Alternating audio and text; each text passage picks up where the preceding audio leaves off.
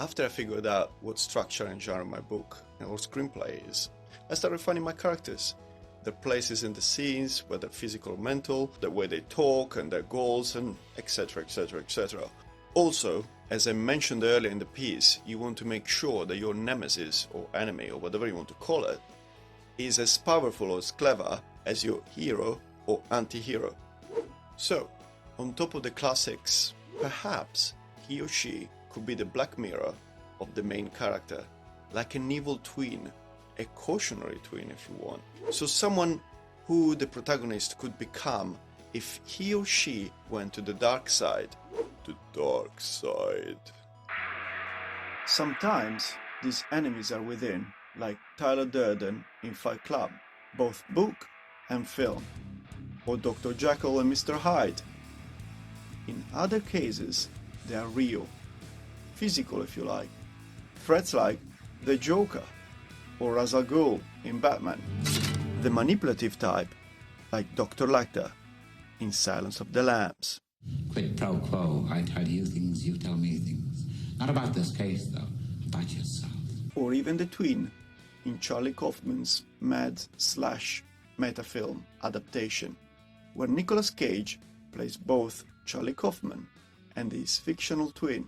That's kind of weird, huh? It's self-indulgent. Now, this twin is not evil, but it still represents a threat for the hero, because he becomes more successful than he is, and, well, it is a bit of, you know, a crazy... Is that my car? Damn, is that my car? Damn it!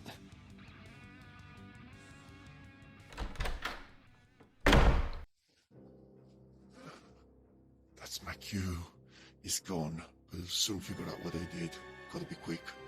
Anyway, I bet that clown has been bragging about having a good ending in mind, sheeps and stormy nights, and filling with page with words.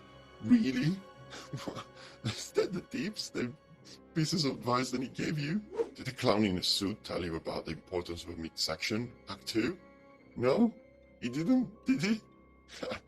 He did not tell you that this is the part when you need to have fun with your character, or at least, you know, tell us more about him or her, and plant the narrative seeds that will grow exponentially, raising the stakes, and either have everything resolved by the main character, but not necessarily, come on. You could also kill him or her, and let the villain win for once. Hello?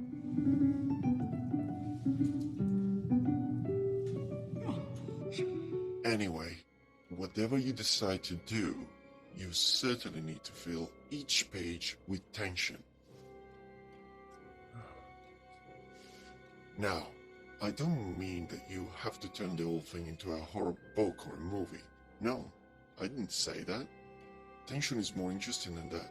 It is the very thing that keeps you hooked to the page or the screen, especially if you've written compelling characters that would not want to see in trouble. For example, when you find out that the protagonist is in danger.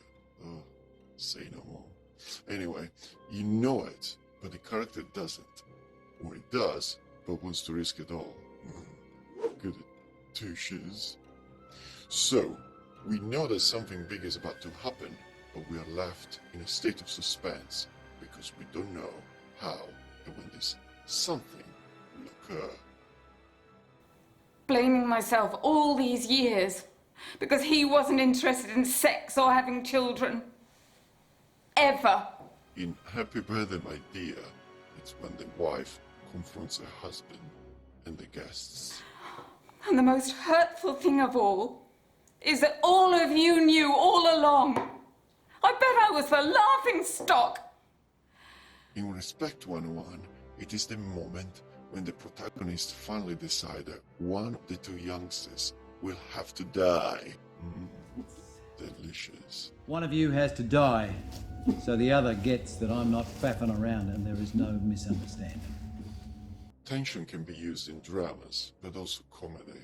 Stand-up comedians use it all the time. A great funny punchline is normally delivered after a dramatic pause. And if the joke is well constructed, the laughter will follow.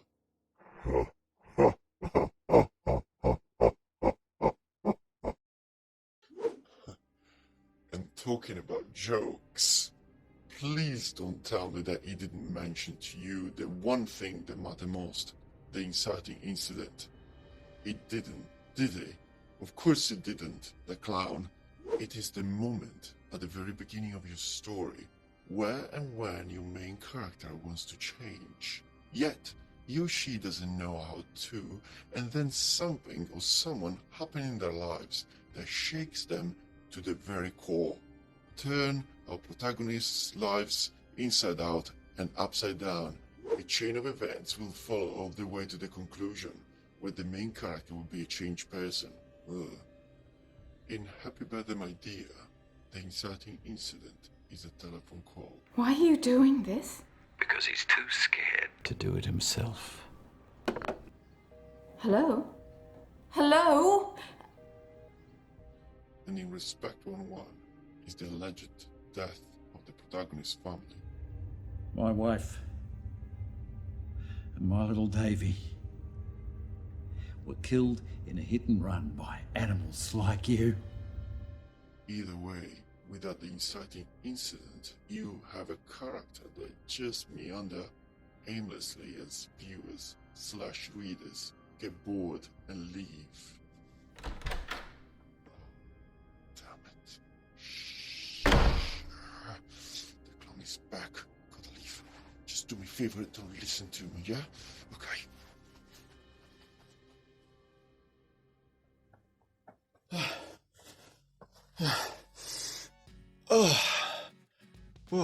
I apologize. That was an unfortunate incident.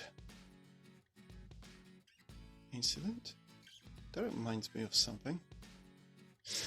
Incidentally, I need to finish talking about characters. You must create characters who, by the end of your tale, will be changed people as long as what you show or tell rings true, and it is a genuine progression rather than a forced one, of course.